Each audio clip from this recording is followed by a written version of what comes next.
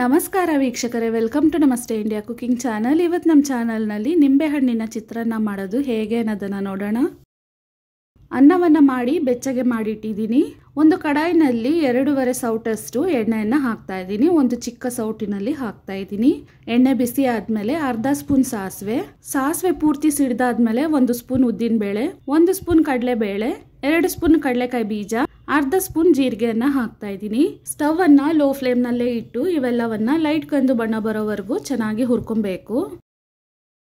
ಬೇಳೆಗಳೆಲ್ಲ ಈ ರೀತಿ ಲೈಟ್ ಕಂದು ಬಣ್ಣಕ್ಕೆ ಬಂದಿದ ತಕ್ಷಣ ಕಟ್ ಮಾಡಿರುವ 4 ಹಸಿರು ಮೆಣಸಿನಕಾಯಿ ಮತ್ತು 4 ಗುಂಡು ಒಣಮೆಣಸಿನಕಾಯಿಯನ್ನ ಹಾಕ್ತಾ ಇದ್ದೀನಿ.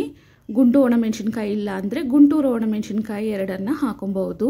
ಸ್ಟವ್ ಅನ್ನ ಪೂರ್ತಿಯಾಗಿ ಲೋ ಫ್ಲೇಮ್ ನಲ್ಲೇ ಇಟ್ಟು ಇವೆಲ್ಲವನ್ನ ಬಾಡಿಸ್ತಾ ಇದ್ದೀನಿ. ಇದಾದ್ಮೇಲೆ 1 ಕಡ್ಡಿ ಕರಿಬೇವಿನ ಸೊಪ್ಪು, ಅರ್ಧ ಈರುಳ್ಳಿಯನ್ನ ಹಾಕ್ತಾ ಇದ್ದೀನಿ. ದೊಡ್ಡದಾದ ಈರುಳ್ಳಿ ಆಗಿದ್ರೆ ಅರ್ಧ ಈರುಳ್ಳಿ ಸಾಕು. ಈರುಳ್ಳಿ ಚಿಕ್ಕದಾಗಿದ್ರೆ 1 ಈರುಳ್ಳಿಯನ್ನ ಪೂರ್ತಿ ಹಾಕಬೇಕು. 1/4 ಸ್ಪೂನ್ಗಿಂತ ಕಡಿಮೆ ಅರಿಶಿನದ ಪುಡಿ, ಸ್ವಲ್ಪ ಹಿಂಗನ್ನ ಹಾಕ್ತಾ ಇದ್ದೀನಿ. ಲೋ ಫ್ಲೇಮ್ ನಲ್ಲೇ ಇದನ್ನ ಚೆನ್ನಾಗಿ ಬಾಡಿಸ್ಕೊಬೇಕು. ಈರುಳ್ಳಿ ಸಾಫ್ಟ್ ಆಗಿ ಈ ರೀತಿ ಬಣ್ಣ ಸ್ವಲ್ಪ ಬದಲಾದ್ಮೇಲೆ ಸ್ಟವ್ ಅನ್ನ ಆಫ್ ಮಾಡ್ತಾ ಇದ್ದೀನಿ. ಈ ಬಿಸಿನಲ್ಲೇ ತುರಿದಿರುವ ತೆಂಗಿನಕಾಯಿ 4 ಸ್ಪೂನ್ ಅಷ್ಟು, 1 ಮುಷ್ಟಿಯಷ್ಟು ಕಟ್ ಮಾಡಿರುವ ಕೊತ್ತಂಬರಿ ಸೊಪ್ಪು, 1 ದೊಡ್ಡ ನಿಂಬೆ ಹಣ್ಣಿನಲ್ಲಿ ಅರ್ಧ ನಿಂಬೆ ಹಣ್ಣಿನ ರಸವನ್ನ ಹಿಂಡ್ತಾ ಇದ್ದೀನಿ. ರುಚಿಗೆ ತಕ್ಕಷ್ಟು ಉಪ್ಪು. ನಿಂಬೆ ಹಣ್ಣು ಚಿಕ್ಕದಾಗಿದ್ರೆ ಪೂರ್ತಿ ರಸವನ್ನ ಹಿಂಡ್ಕೊಬೇಕು. ಇದನ್ನ ಒಂದ್ಸಲ ಮಿಕ್ಸ್ ಮಾಡ್ತಾ ಇದ್ದೀನಿ. ಇದಾದ್ಮೇಲೆ ಬೇಯಿಸಿ ಬೆಚ್ಚಗೆ ಮಾಡಿರುವ ಅನ್ನವನ್ನ ಹಾಕಿ ಚೆನ್ನಾಗಿ ಕಲಸ್ಕೊಬೇಕು.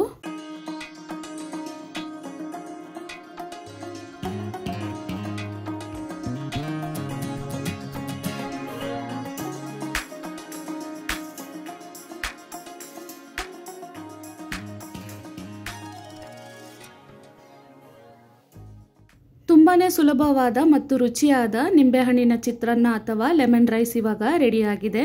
ವೀಕ್ಷಕರೇ, ಈ ವಿಡಿಯೋ ನಿಮಗೆ ಇಷ್ಟ ಆಗಿದ್ದರೆ ನಮ್ಮ ಚಾನಲನ್ನು ಲೈಕ್ ಮತ್ತು ಸಬ್ಸ್ಕ್ರೈಬ್ ಮಾಡಿ. ಧನ್ಯವಾದಗಳು.